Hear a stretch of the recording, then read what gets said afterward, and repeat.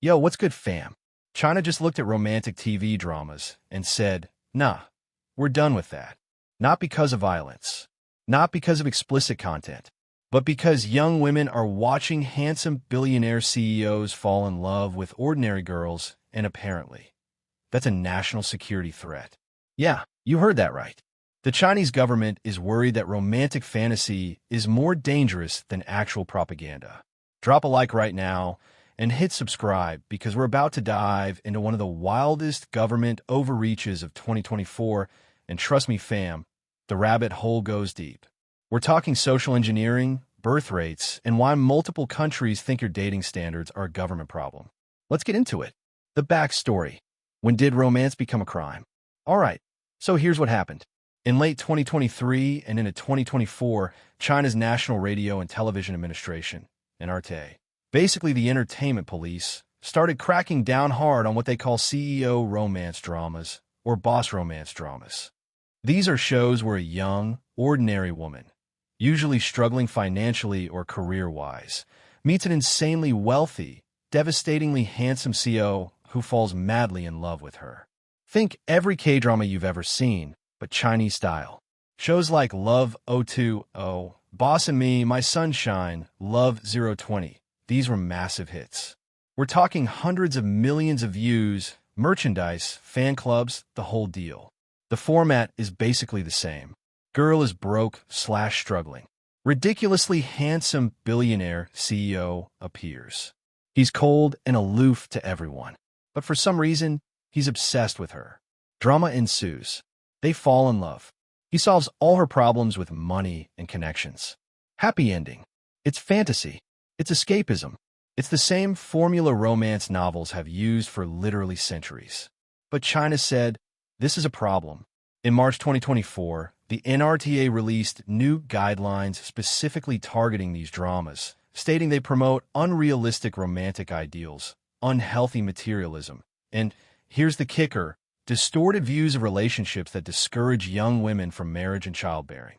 Let me translate that for you.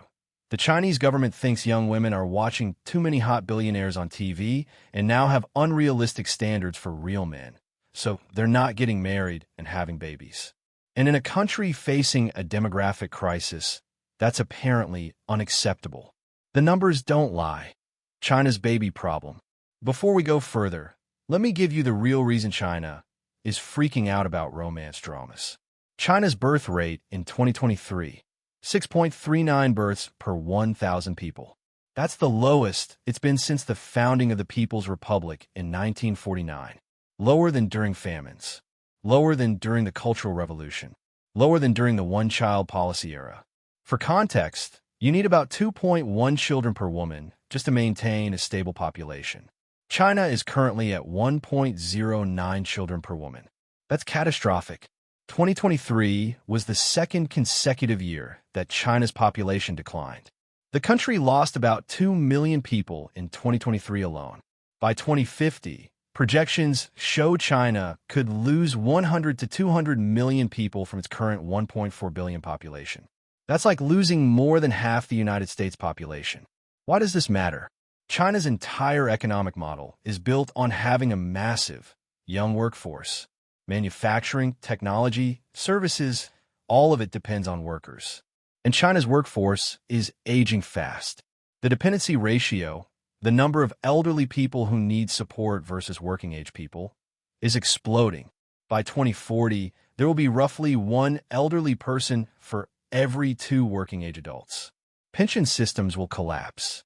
Healthcare costs will skyrocket. Economic growth will stall. So what's China's solution? Instead of addressing the actual reasons women aren't having kids, crushing work culture, insane housing costs, lack of childcare support, gender discrimination in the workplace, they're blaming TV shows. Classic government move. Don't fix the problem, just control the narrative. Let me read you some actual quotes from Chinese government officials and state media about these romance dramas. From a 2023 People's Daily, state-run newspaper, editorial. These dramas create unrealistic fantasies where women believe they can marry into wealth without effort or merit. This damages the socialist values of hard work and self-reliance, and creates dissatisfaction with normal working men who represent the backbone of our society. Translation: stop making regular dudes look bad compared to fictional billionaires. From an NRTA official statement in early 2024. The proliferation of romance content featuring excessive wealth disparity promotes materialism and discourages young people from forming practical relationships suitable for family building. Translation: stop dreaming about billionaires and settle for the guy you went to school with. From a viral post by a Chinese Communist Party Youth League account. Why are young women more interested in fictional CEOs than real, hard-working Chinese men? Could it be that entertainment is deliberately sabotaging our demographic goals? They literally suggested that entertainment is sabotaging national demographic policy. That's like if the U.S. government blamed The Bachelor for declining marriage rates. Actually, don't give them ideas.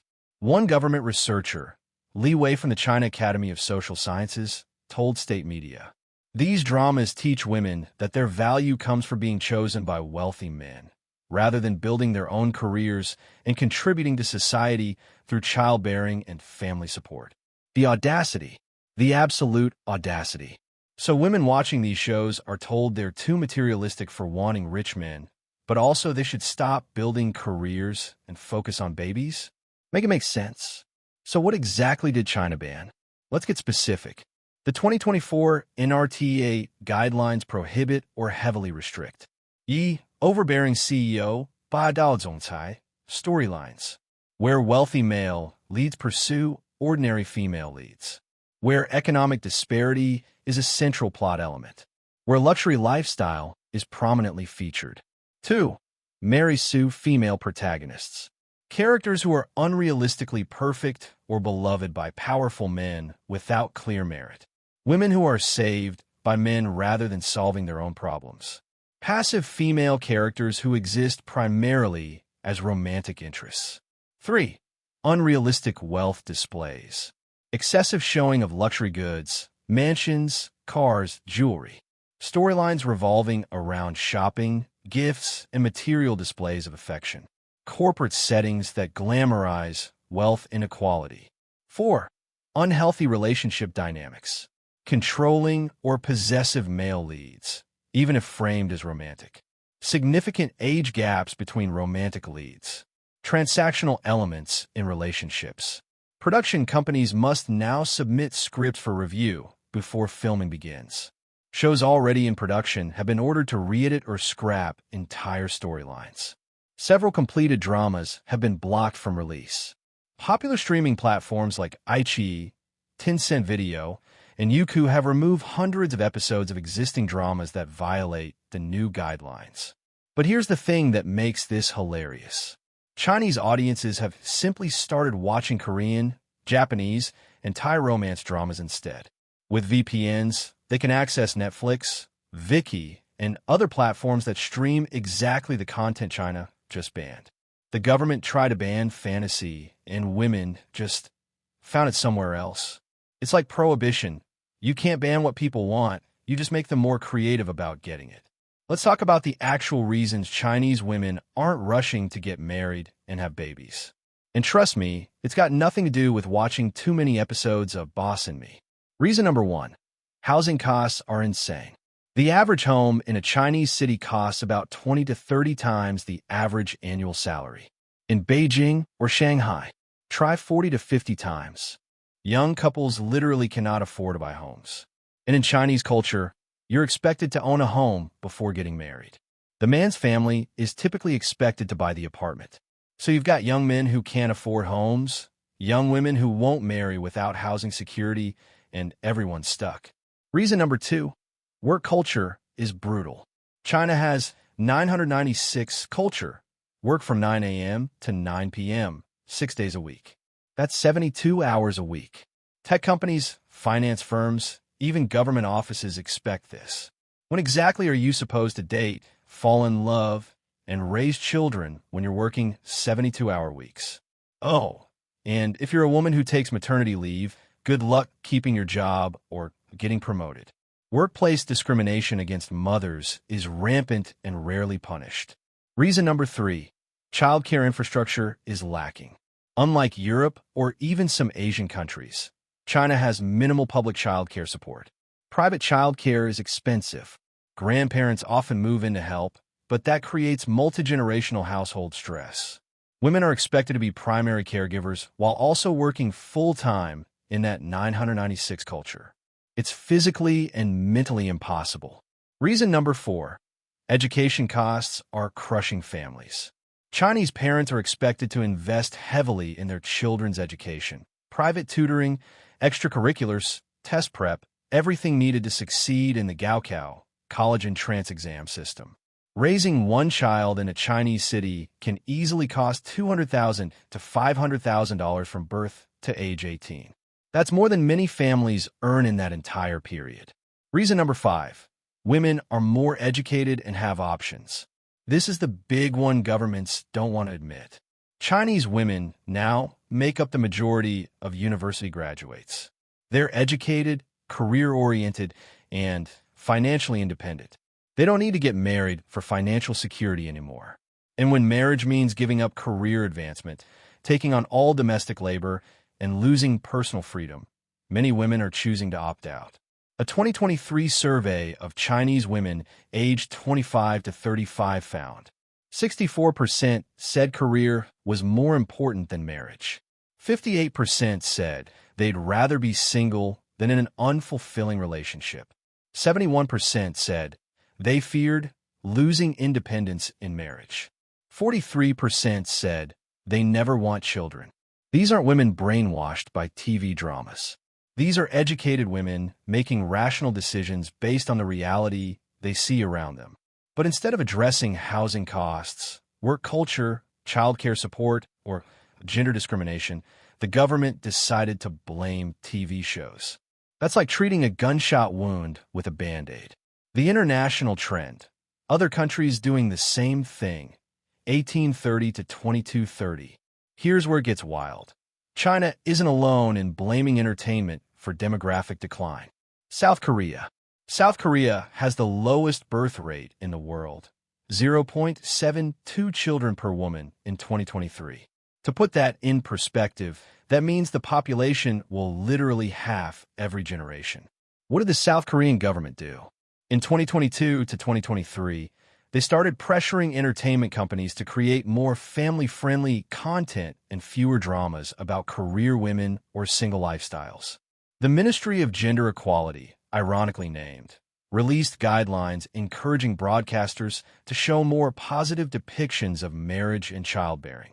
Korean dramas responded by completely ignoring this and continuing to make whatever content sells. International audiences don't care about Korean government demographic goals. They want the romance, the drama, the fantasy. Japan. Japan has been dealing with low birth rates since the 1990s. Their population has been declining since 2010. The Japanese government has tried everything: cash bonuses for having kids, subsidized childcare, even matchmaking services run by local governments. In 2023, some conservative politicians started blaming herbivore men, 草食男者, a term for young men who aren't interested in romantic relationships or traditional masculinity. They suggested that anime, manga, and video games were creating men who preferred 2D waifus to real relationships. The Japanese internet collectively laughed at them. Turns out people don't want to have kids when housing is unaffordable, work culture is crushing, and economic prospects are bleak. Singapore has a birth rate of 1.05 children per woman. The government is desperate to increase births. They've tried baby bonuses, cash payments for having kids, subsidized childcare, matchmaking services, public campaigns encouraging dating.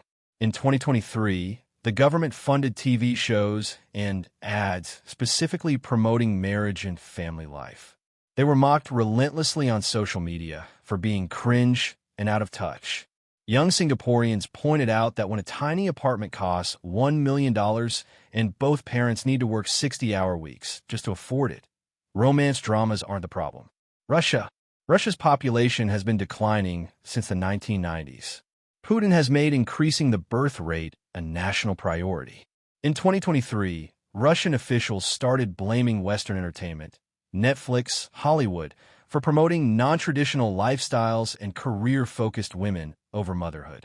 They've pushed for more patriotic content showing large Russian families as the ideal. Meanwhile, Russian women are leaving the country in record numbers, citing the oppressive political climate and lack of opportunities. The pattern.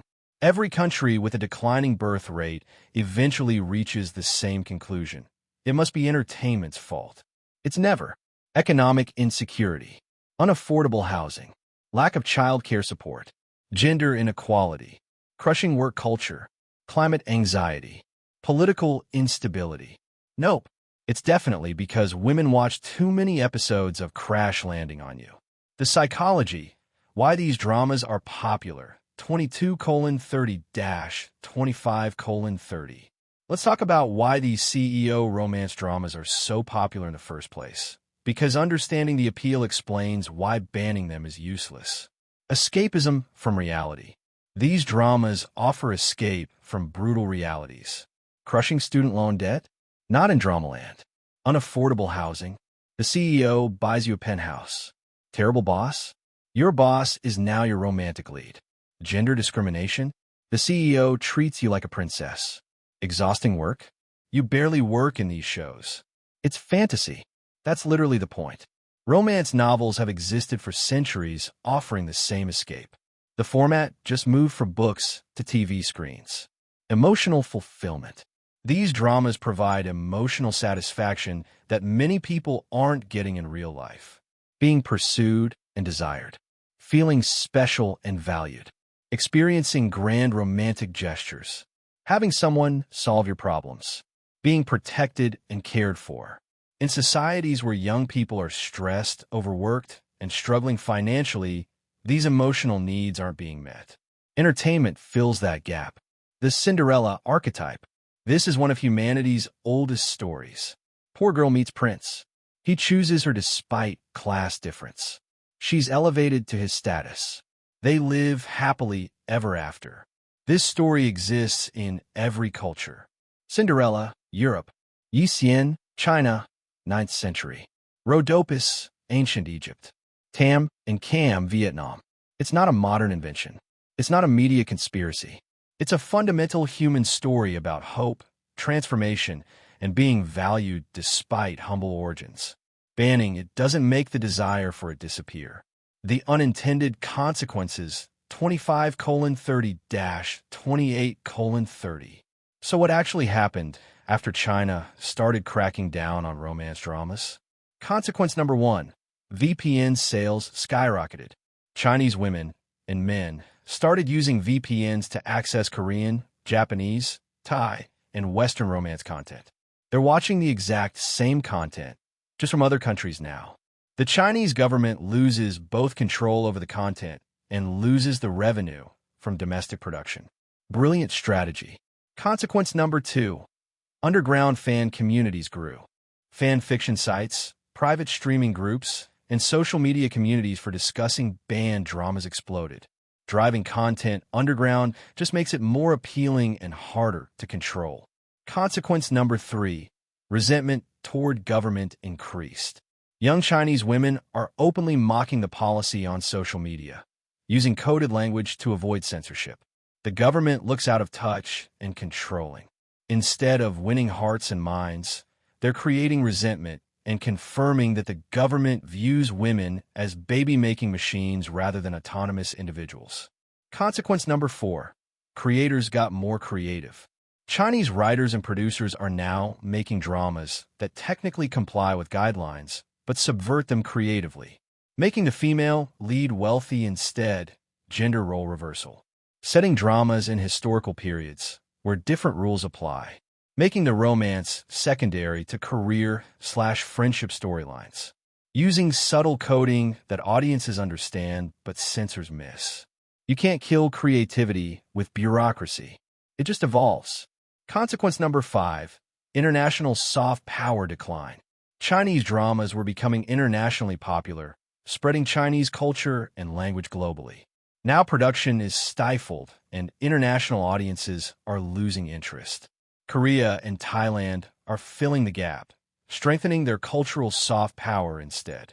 China is voluntarily giving up cultural influence to pursue a policy that won't even achieve its stated goal.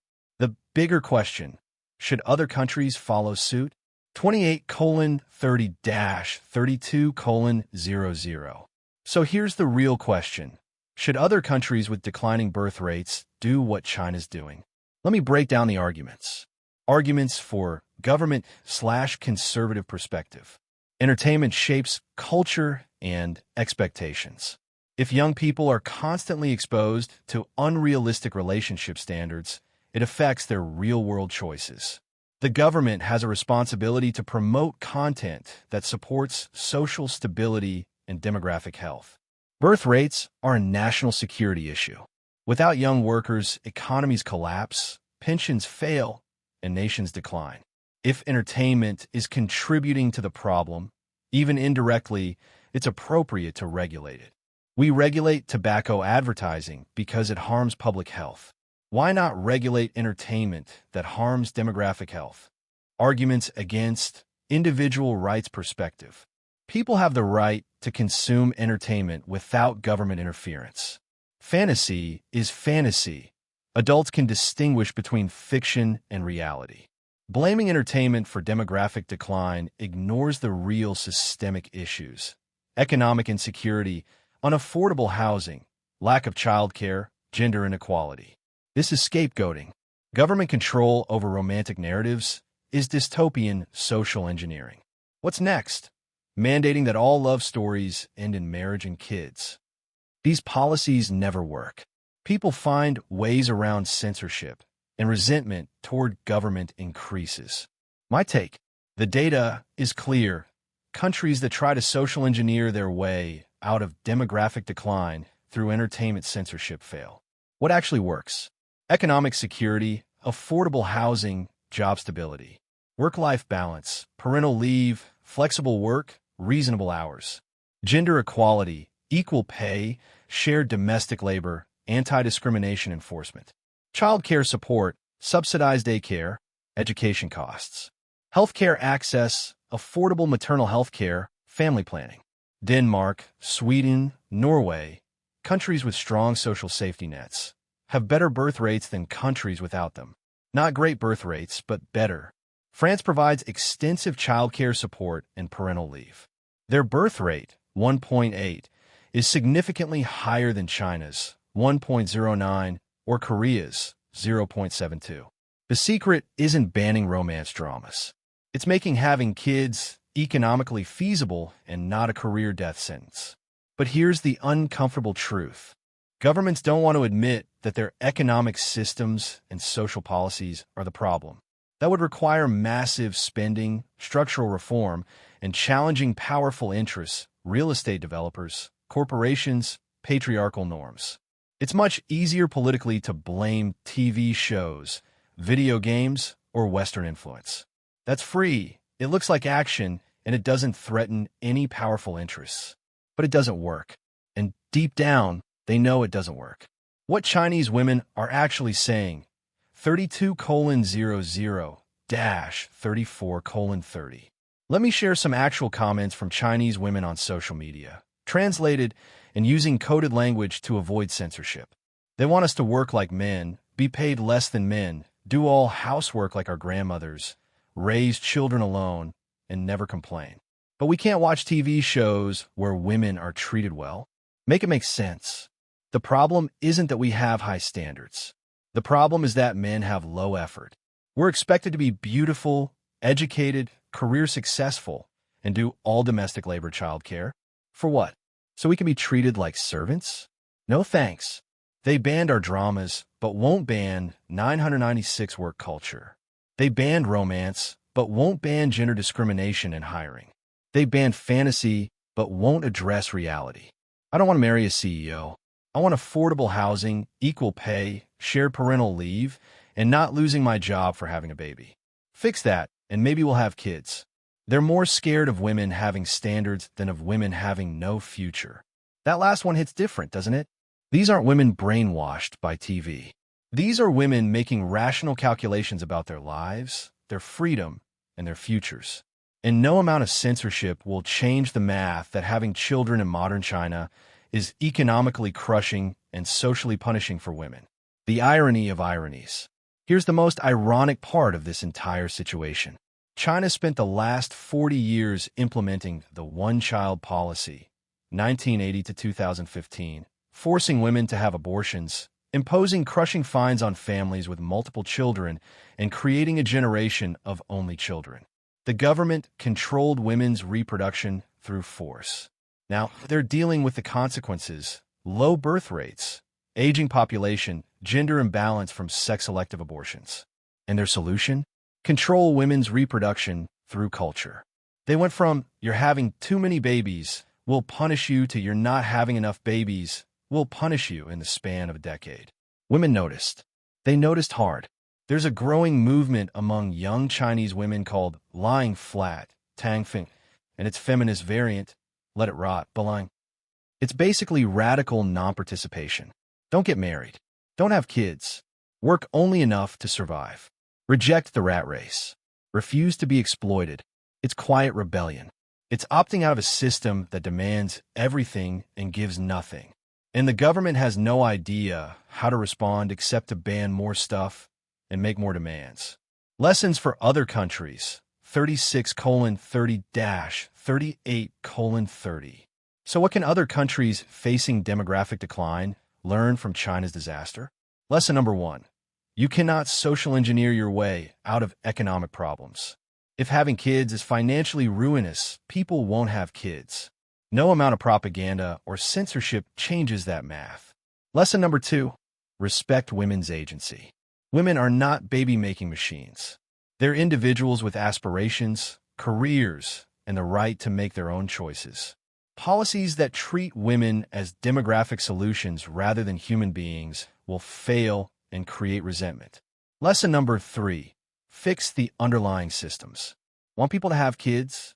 Make it economically feasible. Affordable housing, reasonable work hours, equal pay and opportunity, child care support, parental leave for both parents, anti-discrimination enforcement. Lesson number 4. Entertainment is a symptom, not a cause. When people prefer fantasy to reality, ask why reality sucks. Don't ban the fantasy. Leçon 10 Autoritarian solution backfire. Censorship, control, and coercion create resentment and resistance. People find creative ways to subvert systems that don't respect their autonomy. So where does this go from here? Prediction number 1. The policy will quietly fail. China will continue losing population. Women will continue choosing education and careers over early marriage and children. The government will eventually give up on entertainment censorship when it becomes clear it's not working. Prediction number 2. Economic crisis will force real reform. When the demographic crisis creates economic pain, pension failures, labor shortages, care crises, governments will be forced to implement real solutions. Immigration, automation, better family support policies. Prediction number 3.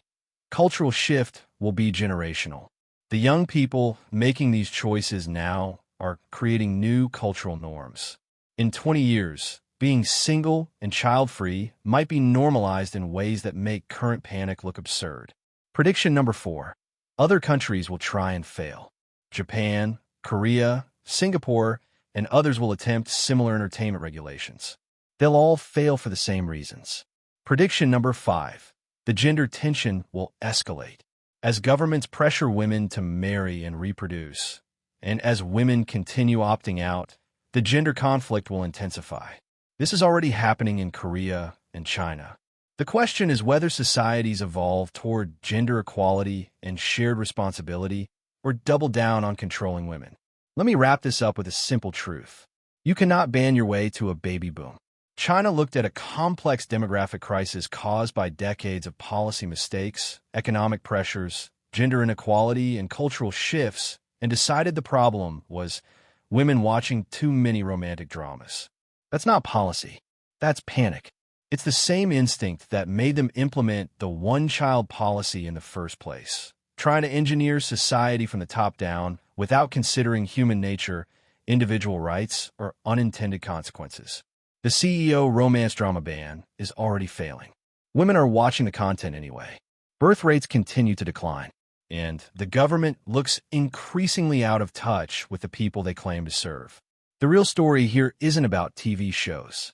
It's about governments realizing they've created systems where having children is economically crushing and socially punishing, especially for women. And instead of fixing those systems, they're blaming entertainment for showing women that maybe, just maybe, life could be different. All right, fam, real talk time. Drop in the comments. Do you think governments should regulate romantic entertainment? Is China justified in trying to control media to solve demographic problems? Or is this dystopian overreach? And here's the bigger question. If you were running a country with a declining birth rate, what would you do? Ban TV shows or fix the economic systems that make having kids impossible? Let me know your thoughts because this conversation is just getting started. If you made it this far, you're officially part of the Trust Me Fam community. Hit that subscribe button, smash the notification bell, and share this with someone who needs to see it. Because whether it's China banning romance or any government trying to control how people live and love, we need to pay attention. Trust me, fam, when governments start telling you what kind of love stories you're allowed to watch, it's time to ask what they're really afraid of. Peace out. Catch you in the next one.